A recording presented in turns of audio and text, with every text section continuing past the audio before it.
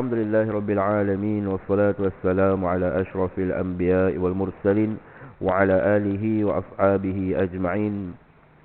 سبحانك لا علم لنا إلا ما علمتنا إنك أنت العليم الحكيم ولا عدوان إلا على الظالمين. أشهد أن لا إله إلا الله وأشهد أن محمدا عبده ورسوله. أما بعد. Sedang jemaah dimuliakan oleh Allah Subhanahu wa taala. Alhamdulillah. Syukur kehadirat Allah Subhanahu wa taala di atas limpah kurnia-Nya memberikan ruang dan peluang kepada kita untuk terus menikmati kehidupan dengan keimanan dan ketakwaan.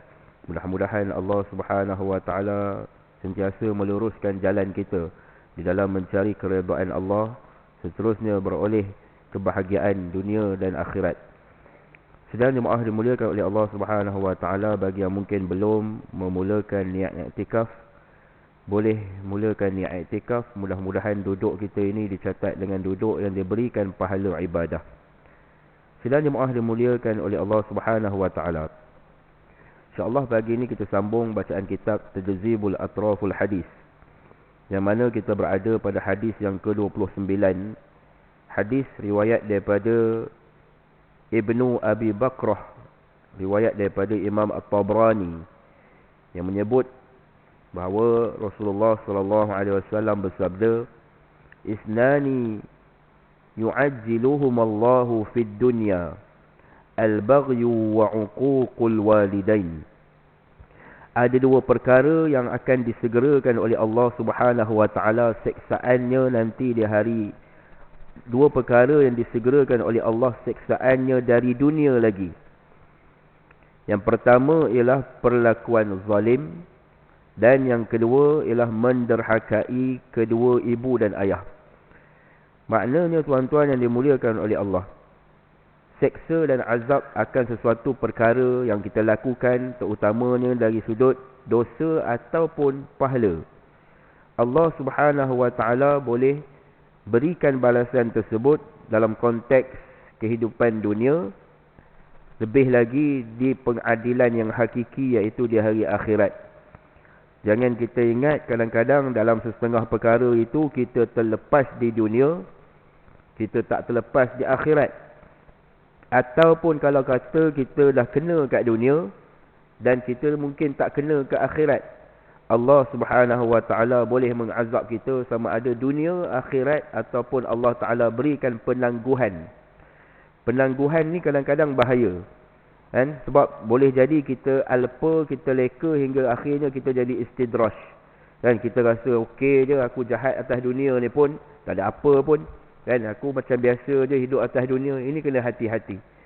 Yang pertama kata baginda ialah perlakuan zalim. Zalim ni tak kira kepada siapa pun tuan-tuan, kan? Baik kepada makhluk yang bernama manusia, baik kepada ahli keluarga kita, isteri, anak-anak kita, kan? Semua itu nanti akan disoal oleh Allah Subhanahu wa taala di hari akhirat kelak, kan? Seorang suami jangan berlaku zalim kepada isteri dia.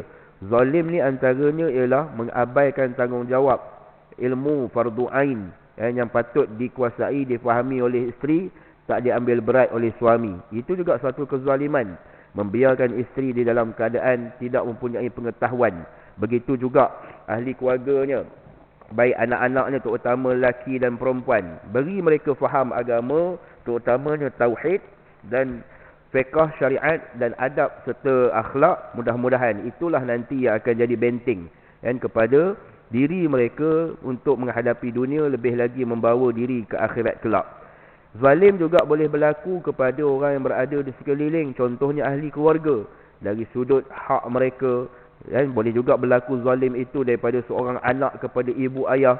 Boleh juga zalim berlaku daripada seorang ibu ayah kepada anaknya. Boleh juga berlaku ke atas jiran tetangga.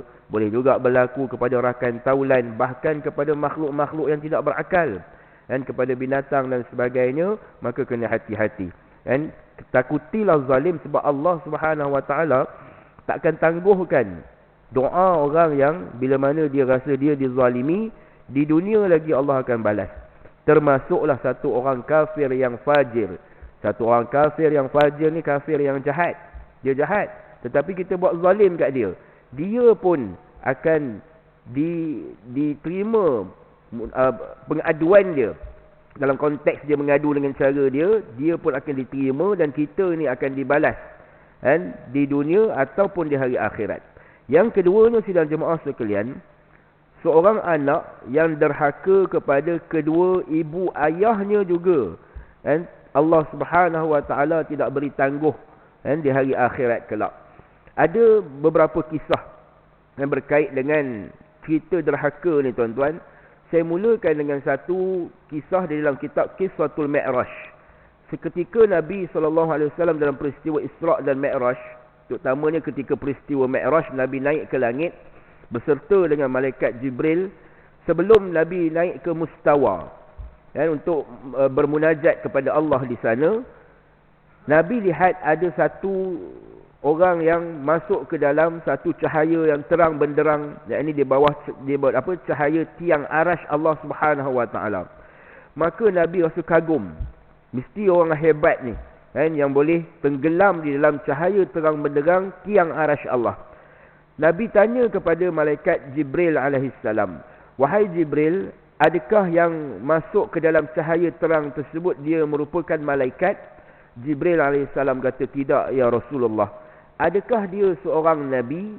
Jibril alaihissalam kata, "Tidak juga ya Rasulullah. Dia hanyalah hamba yang biasa, manusia yang sama macam kita tuan-tuan, tetapi dia ada buat 3 benda. Ada 3 perkara yang dia lakukan ketika mana hidup atas dunia. Yang pertama, Jibril alaihissalam bagi tahu, lidahnya sentiasa basah dengan zikir kepada Allah Subhanahu Wa Taala. Lidah dia sentiasa berzikir tuan-tuan, hingga dia mendapat keistimewaan duduk di tiang arash yang tinggi. Tiang arash yang tinggi tu Nabi dekat-dekat dengan mustawa dah. Mustawa ni adalah kita kata sempadan antara alam yang tinggi dan alam yang rendah. Takdir kita daripada mustawa bawa turun ke bawah. Amal kita daripada bawah naik ke atas, ke mustawa. Jadi tinggi mustawa ni.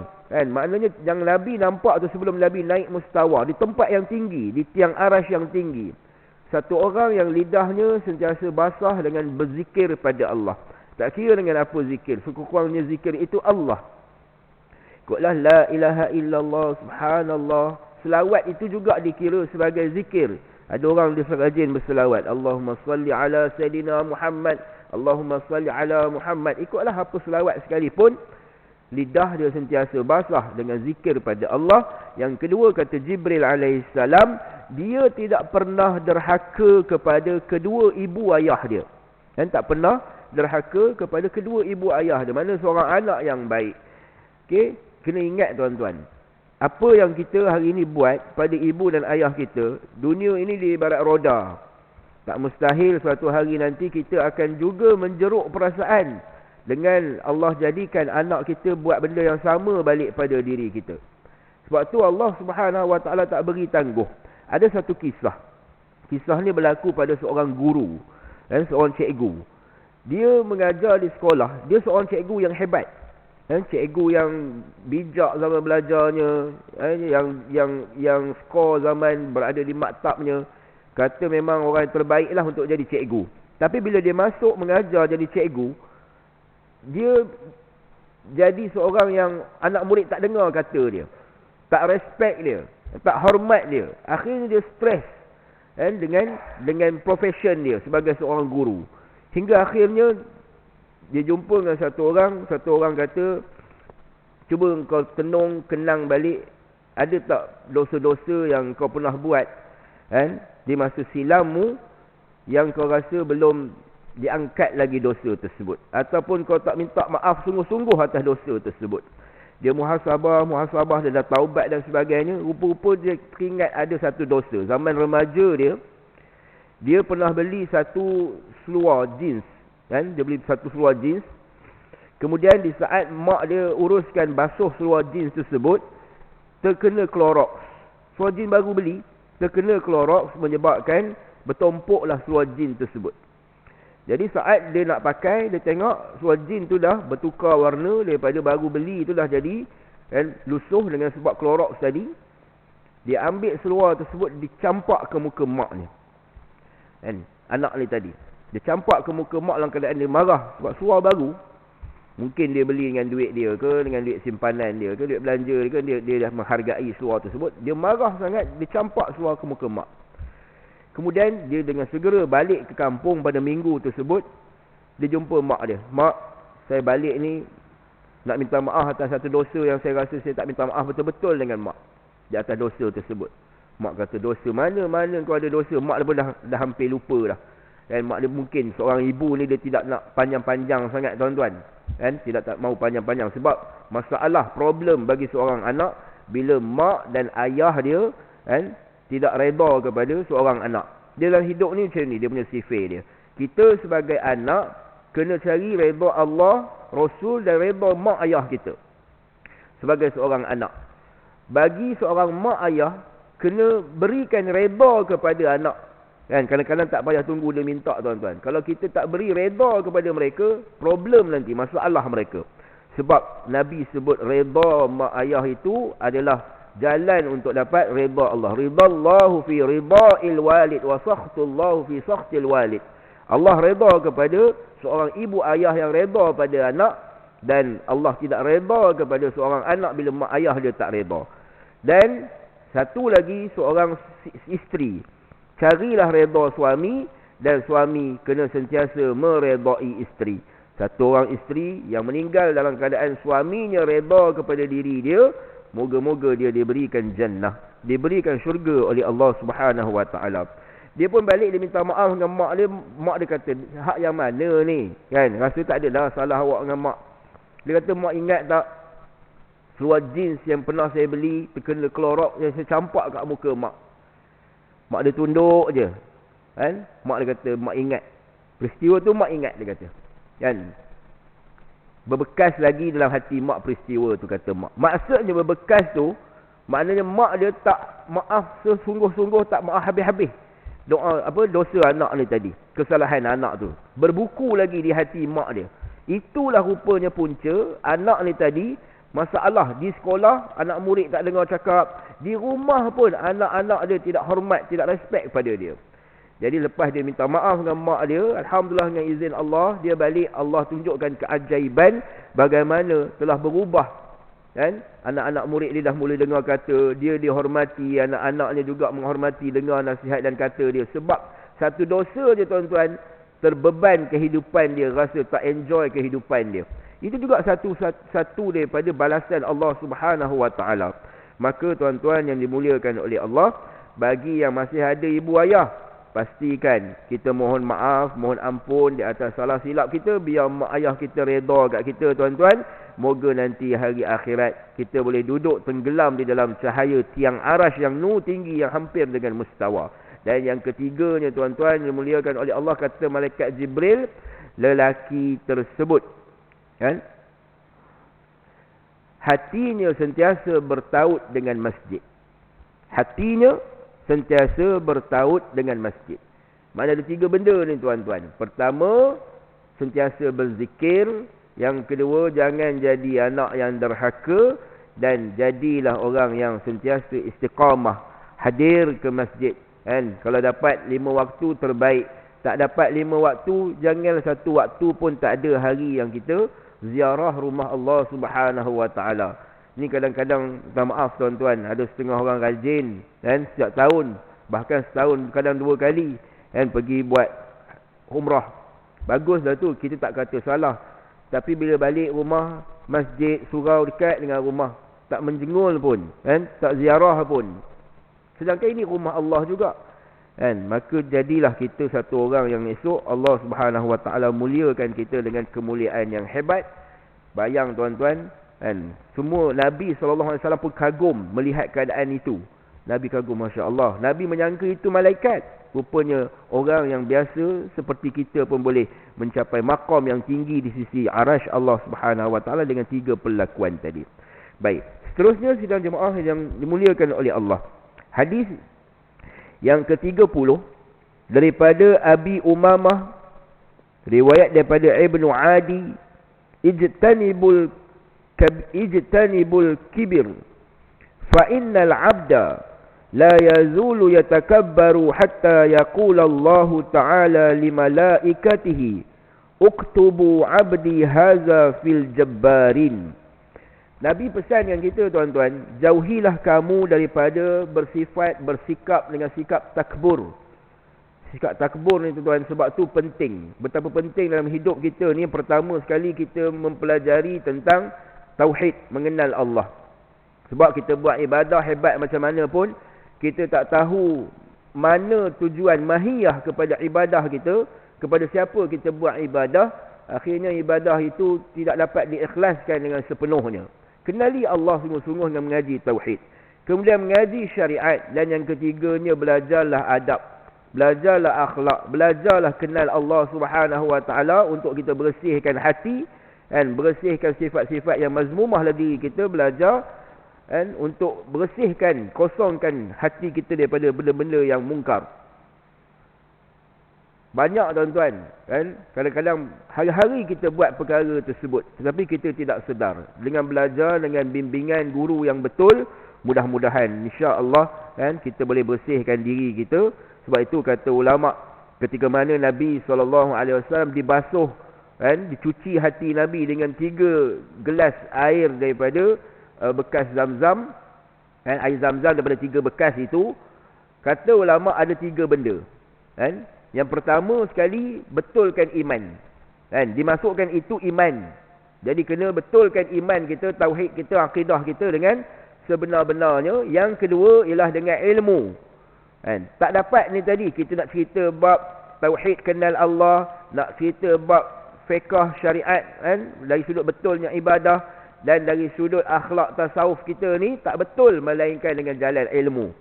Takkan datang bergolek tuan-tuan, kan? Janganlah duk belajar dengan Google, janganlah duk belajar dengan video-video yang bersepah hari ni di media sosial. Belajarlah dengan jalan yang betul. Ilmu ni dia takkan masuk melainkan dengan jalan mujahadah. Dia kena mujahadah tuan-tuan, kan? Kena ambil masa yang panjang belajar, kan? Tekun sedikit demi sedikit. Jangan harap belajar tu nak khatam terus. Belajar tu biar sikit tapi faham. Kan? Faham macam mana nak hilangkan sifat-sifat mazmumah dalam diri. Dan yang kedua, setelah hilang sifat mazmumah, belajar macam mana nak tahalli, kan? Nak tajalli, maaf. Pertama tadi takhalli, yang keduanya nak tajalli. Tajalli ni maksudnya apa? Nak masukkan sifat-sifat yang baik. Takabur ni, siapa yang ada sikit je daripada takabur, dalam keadaan dia mati menemui Allah Subhanahu Wa Taala, dia tak cium bau syurga tuan-tuan. Dia tak cium bau syurga ni kat mana? Wa'ayazubillah. Kan? Dikhawatiri takut berada di dalam neraka Allah Subhanahu Wa Taala. Kita bab neraka ni tuan-tuan, ada satu hadis yang panjang. Hadis ini riwayat daripada Sayyidina Abu Bakar radhiyallahu anhu di dalam Musnad Imam Ahmad, hadis yang ke-15. Satu pagi Nabi SAW duduk bertafakkur, bermunajat selepas daripada solat subuh sampai ke waktu duha. Nabi duduk di tempat solat baginda. Kemudian Nabi tergelak seorang diri di waktu duha tadi. Kemudian Nabi duduk lagi sampai zuhur. Panjang Nabi tafakkur. Kemudian lepas zuhur, lepas solat, Nabi duduk lagi sampai asar. Lepas asar Nabi duduk lagi sampai maghrib. Lepas maghrib Nabi duduk sampai isyak. Lepas isyak Nabi balik. Sahabat yang tengok Nabi agak pelik hari tu, kan? Peliknya sebab duduknya panjang. Dan yang paling menghairankan, kenapa Nabi ketawa seorang diri di saat waktu duha tadi. Sahabat pergi jumpa Sayyidina Abu Bakar. Wahai Abu Bakar, kami lihat sesuatu yang janggal yang kami tak pernah lihat daripada perbuatan Nabi pada hari ini tadi. Pergilah tanya dengan Rasulullah sebenarnya apa yang berlaku. Dan sahabat nak tahu juga. Hari esok Sayyidina Abu Bakar jumpa Rasulullah. Ya Rasulullah, kenapa dengan kau semalam ya Rasulullah? Nabi pun cerita, aku dipertonton, diperlihatkan mengenai urusan dunia dan akhirat. Dan dipertonton, diperlihat ni, wallahu alam dengan cara yang bagaimana. Kan? Mungkin ada paparan yang Nabi je nampak, orang lain yang tak nampak. Ataupun bil fuad, dengan mata hati Nabi. Kan? Diperlihatkan perkara-perkara berkaitan dengan urusan dunia dan urusan akhirat. Dan Nabi ceritakan, di antara perkara tersebut Nabi kata, aku melihat keadaan manusia berkumpul di padang mahsyar. Aku lihat keadaan manusia yang berkumpul di padang mahsyar. Dan setelah lamanya berkumpul manusia, ada satu kumpulan yang dibenarkan untuk bergerak. Kumpulan ini bergerak mencari syafaat, minta agar dimulakan hisab. Adalah seorang wakil daripada kalangan anbiya yang boleh berbicara dengan Allah, minta Allah Ta'ala mulakan hisab. Jumpa Nabi Adam tolak. Nabi Adam kata, aku tak layak. Nabi Adam suruh pergi jumpa Nabi Nuh. Nabi Nuh kata, jangan aku. Pergi jumpa Nabi Ibrahim. Nabi Ibrahim pun rasa tak layak. Pergi jumpa dengan Nabi Musa. Nabi Musa kata, aku pun tak layak. Suruh jumpa dengan Nabi Isa. Jumpa Nabi Isa. Nabi Isa kata, aku pun tak layak jumpa dengan Rasulullah. Nabi SAW beritahu, tidaklah aku nak menyombong diri. Kan? Sesungguhnya aku ini dilantik sebagai penghulu bagi seluruh umat. Kan? Ketika di pada mahsyar tu, Nabi penghulunya. Dan tidaklah aku sombong diri, kata Nabi. Kan? Melainkan aku adalah pemegang kunci syurga. Baik. Sombong yang Nabi kata, tidak aku sombong ni, Nabi nak menunjukkan nikmatnya. Nabi diangkat sebagai menjadi seorang penghulu. Wa amma bi ni'mati rabbika fahaddis. Adalah nikmat Tuhanmu, hendaklah engkau ceritakan. Cerita dengan tujuan mensyukuri nikmat, bukan cerita dengan tujuan nak takabur dengan nikmat. Kan, kalau kita nak cerita dengan tujuan, itulah aku dulu kerja bagus, kan, boleh beli rumah sekian-sekian, boleh ada harta sekian-sekian, itu takabur dengan diri sendiri. Tapi bila kita cerita hanya nak mensyukuri nikmat, alhamdulillah, kan, saya dapat panggilan haji pada tahun ni. Nikmat itu, kan, kita cerita nikmat Allah. Alhamdulillah, kan, anak saya dapat kerja sekian-sekian. Kerja cerita tu lillahi ta'ala, bukan nak membanding-bandingkan antara anak kita dengan anak dia, kan. Bukan sama belajar ke anak kau sekarang buat apa, kan, kerja kat mana. Oh, kita nak membandingkan, itu suatu perkara yang salah. Dia khawatiri ada sifat-sifat halus. Syaitan ni dia licik, tuan-tuan. Dia sangat licik. Licik ni syaitan ni licik dan jahat. Walaupun jahat-jahat syaitan tu, tuan-tuan, Allah tetap ada sifat rahmat pada syaitan. Allah tetap dengan sifat ar-rahim pada ar-rahman pada syaitan. Biasa kita dengar Allah memiliki sifat ar-rahman kepada hamba-hamba yang kafir. Makhluk-makhluk yang lain semua dapat nikmat daripada Allah. Syaitan, Fir'aun pun dapat rahmat daripada Allah. Apa rahmat yang syaitan dapat? Iblis dapat. Dia diberikan penangguhan kematian dia. Di saat, kan, dia kufur kepada Allah. Allah sujud kepada Nabi Adam. Dia kata, wahai Tuhan, aku minta satu. Aku minta tangguh kerana aku akan pastikan anak cucu Adam ini disesatkan untuk masuk sama-sama dalam neraka. Allah beri dia penangguhan hingga tiupan sangkakala yang pertama. Iblis syaitan ni kalau boleh dia nak hidup sampai sangkakala yang kedua. Kita ni esok sangkakala kedua kita dibangkitkan balik. Syaitan dia minta dia nak dibangkitkan juga pada sangkakala yang kedua. Tapi tak. Allah bagi sampai sangkakala yang pertama sahaja. Itu sifat rahmat Allah tu, kan, kepada iblis, kepada syaitan. Di atas kemungkaran, kejahatan dia pun diberi penangguhan. Panjang pula tu, kan. Dia punya nikmat yang dia dapat, bagi dia nikmat lah. Sebaliknya apa yang dia buat itu sebenarnya akan menjadi satu azab yang sangat berat. Sebab tu di saat iblis nak dimatikan oleh para malaikat nanti, Allah Ta'ala hantar 70,000 malaikat untuk pergi perambat, malaikat Zabaniyah ni untuk perambat iblis syaitan, untuk ambil nyawa mereka. Di saat itu mereka lari ke timur, malaikat berada di timur. Mereka lari ke barat, malaikat berada di barat. Di tepi mereka, di sisi mereka. Dan dia punya berat sakaratul mautnya itu dihimpunkan, berat seluruh makhluk punya sakaratul maut ditimpakan atas mereka. Allahu Akbar, kan, berat dahsyat. Sebab apa? Kemungkaran, kekufuran yang mereka buat. Sebab tu jangan seronok-seronok, kan, nak menghampiri bisikan-bisikan apa tipu daya iblis dan syaitan, kerana tidak ada satu kemuliaan pun di sisi mereka, di sisi Allah, kan, terhadap diri mereka. Baik. Kemudian tuan-tuan yang dimuliakan oleh Allah, Nabi SAW bagi tahu hisab pun bermula. Dan setelah pintu syurga dibuka, hisab bermula. Allah Ta'ala panggil golongan siddiqin, golongan VIP. Dia dekat akhirat ni, tuan-tuan, ada 4 golongan VIP. Dan antaranya lah yang disebut banyak dalam riwayat, banyak dalam ayat Quran, dalam hadis, sebut ada 4 golongan. Pertama, golongan nabiyin. Yang kedua, golongan siddiqin. Yang ketiga, golongan syuhada. Yang keempat, golongan salihin. Kan? Kita ni nak jadi yang nabiyin mustahil. Takkan jadilah golongan VIP Nabi di kalangan Nabi-Nabi. Sebab Nabi dah tak ada lah. Nabi Muhammad penutup bagi segala Nabi.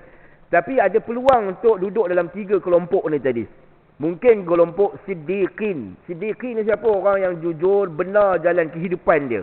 Tak ada bengkang-bengkok, tak ada belok-belok, tak ada hengki-pengki, tak ada. Kan? Lurus je hidup dia. Ni orang Siddiqin, orang yang jujur. Dia jadi golongan VIP akhirat. Sebab tu tak payah rasa sedih. Kat dunia ni, kita ni bukan golongan VIP. Kan? Jalan kulu kilir, jalanlah sendiri. Tak ada orang escort. Tak payah sedih. Kerana kita boleh jadi golongan VIP akhirat. Golongan Siddiqin ni Allah Ta'ala panggil.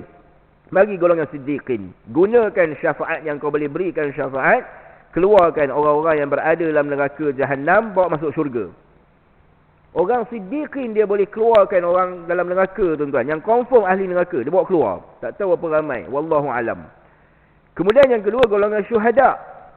Sebab tu orang-orang di Gaza, di Palestin, mereka bangga kalau ada seorang di kalangan ahli keluarga mereka syahid. Bangga sungguh. Kan? Sebab apa? Sebab satu orang syahid boleh bawa 100 orang daripada ahli keluarga yang confirm dah ahli neraka. Sebab buat kenduri kenara lagi. Kalau ada ahli keluarga dia yang syahid. Dan seronok. Dan yang ketiga, golongan salihin. Orang-orang yang salih. Orang salih pun boleh. Kan? Untuk berikan syafaat dengan izin Allah Subhanahu Wa Taala. Jadi kita ni nak syahid mungkin. Kan? Zamannya tak bertemu dengan zaman kita. Tapi kalau tak dapat pun syahid dunia seperti orang di Gaza, kurang-kurang dapat syahid akhirat pun jadi, tuan-tuan. Syahid akhirat ni macam mana? Kan? Orang yang mungkin menuntut ilmu. Mati di saat dia menuntut ilmu. Orang yang mengerjakan ibadah, mungkin tengah buat umrah dan sebagainya, kan, diberikan ganjaran-ganjaran mati syahid. Dan minta syahid, tuan-tuan, minta untuk mati syahid. Allahumma rzuqna bisyahadah. Ya Allah, kurniakan aku mati syahid, ya Allah. Tak kira lah macam mana pun. Sayyidina Khalid Al-Walid, satu orang sahabat Nabi yang hebat, yang gagah berperang, menjadi panglima dalam peperangan yang begitu banyak. Tetapi akhirnya beliau syahid, meninggal, kan, di atas katil beliau saja. Tetapi dia dapat juga ganjaran sebab dia sangat mengharapkan untuk mati syahid. Baik. Kemudian tuan-tuan, dah habis dah golongan Siddiqin, Allah panggil pula golongan syuhada untuk berikan syafaat. Kemudian dah habis dah golongan ini, akhirnya tuan-tuan, Nabi SAW bersujud. Bersujud dengan sujud yang panjang. Disebutlah riwayat itu satu Jumaat Nabi bersujud. Panjang sujud Nabi, Allah Ta'ala tanya dengan malaikat Jibril, kenapa dengan Muhammad, ya Rasulullah? Kenapa dengan Rasulullah, wahai Jibril? Kenapa dengan Muhammad, wahai Jibril?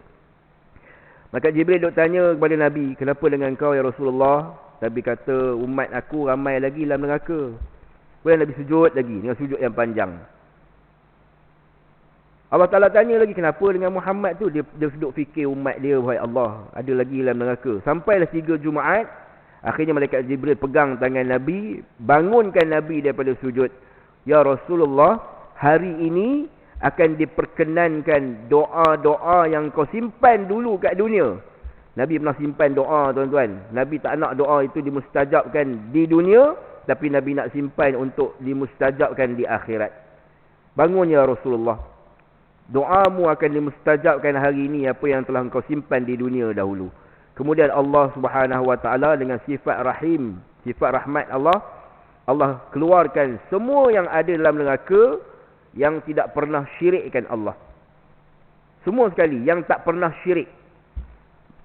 Dia Islam, tapi dia berjudi mungkin, dia berzina mungkin, dia ada bunuh orang mungkin, dia buat benda-benda jahat, tapi dia tak pernah syirik. Keluar kelompok ni, kan? Tapi janganlah kita rasa tak apalah, nanti jahat-jahat pun keluar juga daripada neraka, masuk syurga. Masuk neraka ni tuan-tuan, jangan. Masuk sekejap pun azab dia tak terperi, tuan-tuan. Bukan masuk neraka macam masuk penjara, bukan macam masuk lokap, kan? Dahsyat sungguh, tak tergambar begitu dahsyatnya neraka Allah Subhanahu Wa Taala. Bayangkan satu orang yang kafir, mereka ini tubuhnya akan dibesarkan di dalam neraka nanti. Besarnya itu giginya, sebatang giginya sebesar bukit Uhud. Betapa besar tubuhnya nanti dalam neraka Allah Ta'ala. Matahari yang hari ni besar atas dunia ni, Dia duduk dalam neraka jahanam esok, kalau digambarkan tamsilan dia di dalam neraka jahanam, besarnya hanya seperti sepotong kuih je. Betapa besarnya bilik azab neraka tersebut. Kan? Sebab apa? Bila dibesarkan tubuh, kalau setakat kecil tuan-tuan kalau kecil ni kita toreh sikit je. Kan? Panjang-panjang pun daripada atas ke bawah begitu. Tapi kalau besar tubuh dia, satu torehan di sebelah tangannya, satu sebatan di bahagian lengan dan sebagainya, itu akan menyebabkan kesakitan yang teramat. Baik. Kemudian Allah keluarkan semua yang tidak pernah syirik. Kemudian Nabi SAW bagi tahu dalam hadis itu, Allah tanya dengan malaikat, wahai malaikat, dalam neraka ada tak satu-satu orang yang dia pernah buat kebaikan masa dia hidup di dunia? Malaikat kata, ada satu orang lelaki, ya Allah. Dia ni masih hidup, dia pernah memudahkan urusan saudaranya dalam muamalat. Apa dia buat? Contoh muamalat ni tuan-tuan, hutang. Dia tengok saudara dia susah, dia nak masuk sekolah ni, kan? Nak bayar yuran itu, yuran ini, macam-macam dia nak bayar, tak lama nak puasa, nak raya. Dia berhutang dengan kawan dia. Dia kata, kawan, pinjam duit sikit 1,000, kan? Macam-macam benda nak bayar ni, yuran itu, yuran ini. Kawan dia pun bagi 1,000. 6 bulan lagi boleh bayar, kan? Perjanjian tu 6 bulan. Lepas 6 bulan dia tengok kawan dia tak ada gaya, kan? Susah dia hidup. Tak apalah kawan, kan? Aku tambah lagi 6 bulan lah. Lepas 6 bulan, kan, aku datang balik tuntut. Tengok lepas 6 bulan pun susah kawan dia tadi tuan-tuan, kan? Maknanya dia pernah buat satu kebaikan, dia mempermudahkan urusan kawan dia yang berhutang. Baik, Nabi SAW lihat tuan-tuan dalam peristiwa Isra' Mi'raj, dicatat orang yang memberi kepada orang yang meminta, pahala dia 10. Orang yang memberi kepada orang yang minta hutang, pahala dia 18. Kenapa pahala memberi kepada orang yang minta hutang lebih tinggi? Sebab orang yang minta hutang ni tuan-tuan, dia menebus maruah dia dengan jaminan untuk bayar balik. Malu tuan-tuan nak minta saja. Dia tak nak minta saja, kan? Aku nak minta duit tapi hutang. Bila hutang ni dia ada komitmen nak bayar balik. Contoh satu orang dia hutang RM100. Kan, aku bayar balik mat sebulan, insya-Allah sebulan aku bayar balik. Dia usaha sebulan itu untuk bayar balik 100 tadi. Tapi kalau satu orang dia minta duit, cik minta duit cik, tak makan cik, lapar, minta RM10. Dia tak ada komitmen dengan RM10 tu. Dia dapat RM10 tu, dia buat tak kenal kat kita dah lepas tu. Dia buat tak tahu dah kat kita, dia tak ingat pun. Tak ada masalah sebab dia hanya meminta.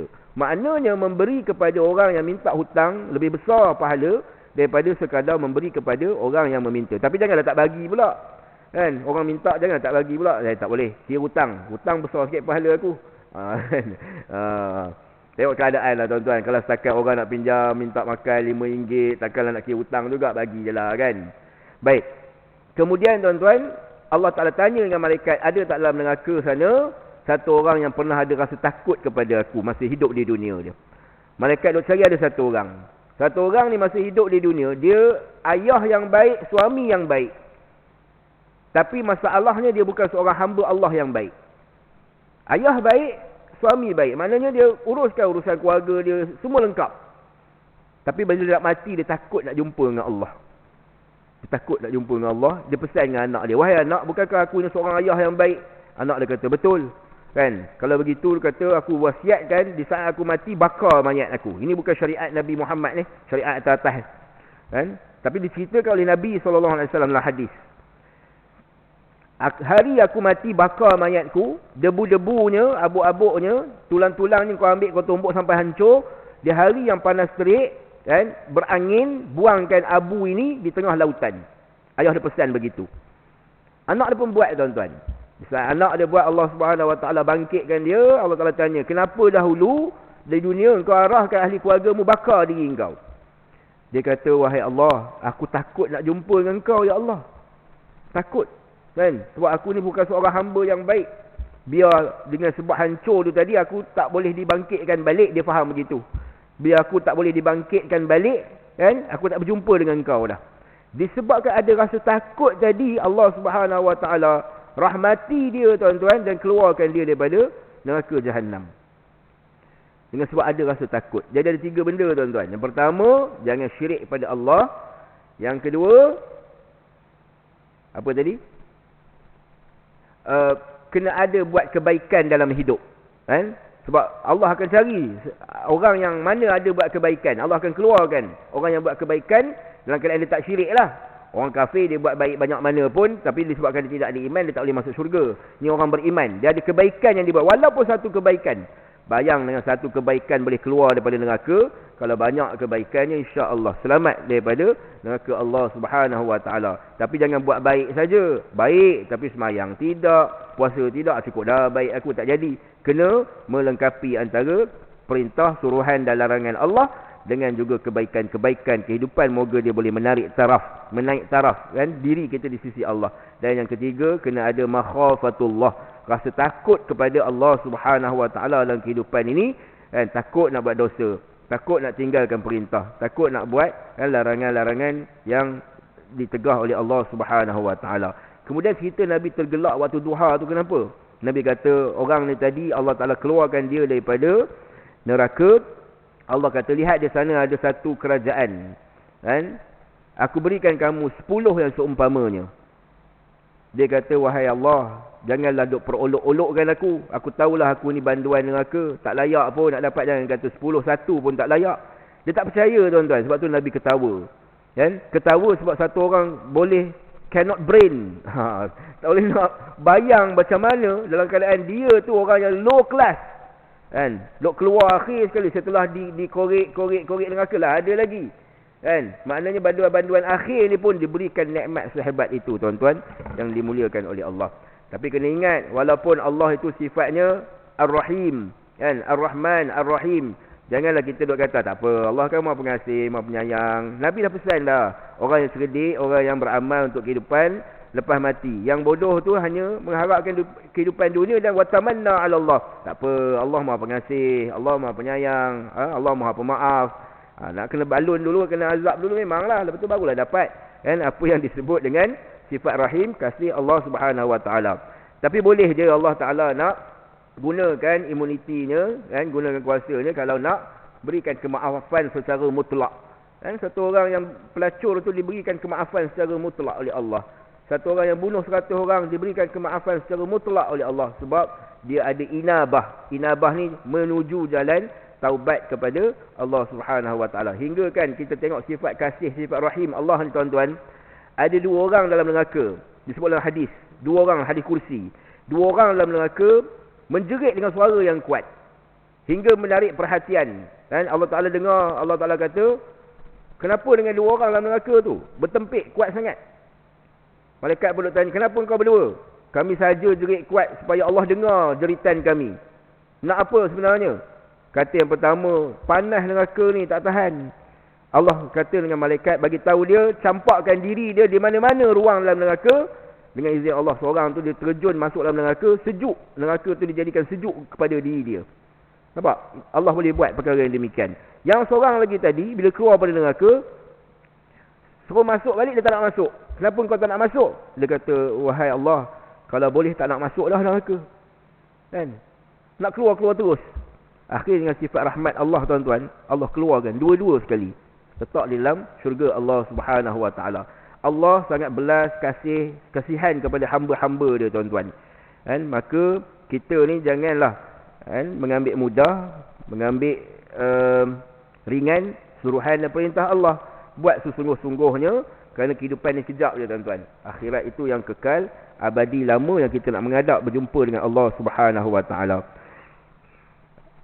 Akhirnya, tuan-tuan, orang yang takabur tadi, Allah berfirman kepada malaikatnya, kamu tulislah hamba-Ku itu di dalam golongan mutakabbirin. Allah suruh tulis orang yang takabur tadi sebagai golongan mutakabbirin. Maknanya diwartakan dia tu dengan satu panggilan. Allah yang cop dia mutakabbir. Kita ni, tuan-tuan, kalau orang cop kita, cukuplah. Kita dah rasa tak syok dah. Orang cop kita scammer, contohlah scammer, kan? Tu scammer tu, oi, kau hati-hati, kan? Kawan dengan dia scammer. Orang panggil kita scammer. Tak syok dah hidup, tuan-tuan. Pergi mana-mana, awak ni ke orang panggil scammer? Orang duk tengok kita, semua pandang atas bawah, kan? Sebab dah dicop dengan satu cop yang tak siapa yang suka dicop dengan panggilan-panggilan yang negatif. Tapi cuba bayang, ini Allah yang cop. Sebab tu ada orang yang menipu, Allah cop dia dengan panggilan Al-Kazzab, pembohong. Pembohong tu buat apa hari ni? Mutakabbir tu buat apa hari ni? Allah panggil kita dengan panggilan yang tak seronok, tuan-tuan. Bayang satu orang yang bila mana dia ni orang mukmin yang soleh, dia mati, dia naik ke setiap langit tu, tuan-tuan, rohnya, malaikat akan panggil dengan panggilan yang cukup terhormat. Kalau kat dunia ni orang duk panggil Datuk, Datuk Seri, Tun Tan Sri dan sebagainya, malaikat akan panggil dengan panggilan yang mulia.